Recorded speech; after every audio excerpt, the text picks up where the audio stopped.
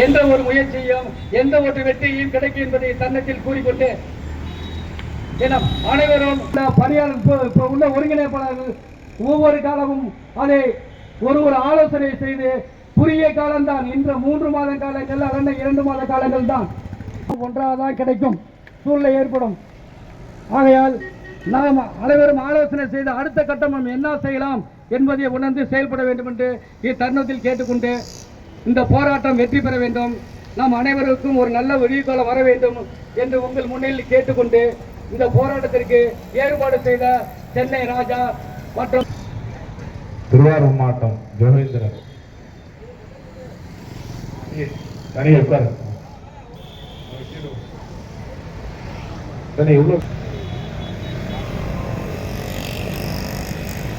தஞ்சாவூர் பார்த்தசாரதி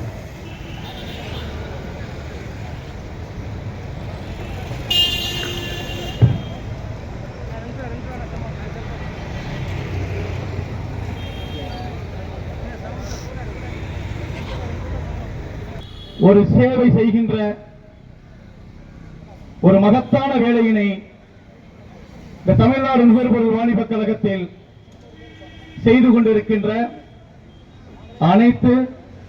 பருவகால பட்டியல் எழுத்தர்கள்,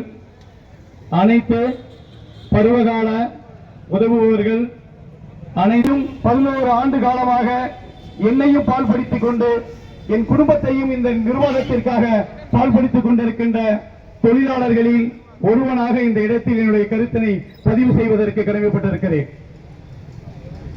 11 ஆண்டு காலமாக பணி நிரந்தரம் கிடைக்க வேண்டும் என்ற கனவுகளை மட்டுமே சுமந்து கொண்டு இந்த பணியினை செய்து கொண்டிருக்கின்ற 2014 தமிழ்நாடு நுகர்பொருள் வாணிபக் கழகத்தில் எல்லோருக்கும் ஏற்பட்டிருக்கின்ற அரசு பணி என்ற ஒரு காணல் நீரை நம்பி இந்த கொள்முதல் பணிக்காக தன்னை அர்ப்பணித்துக் கொண்டிருக்கின்ற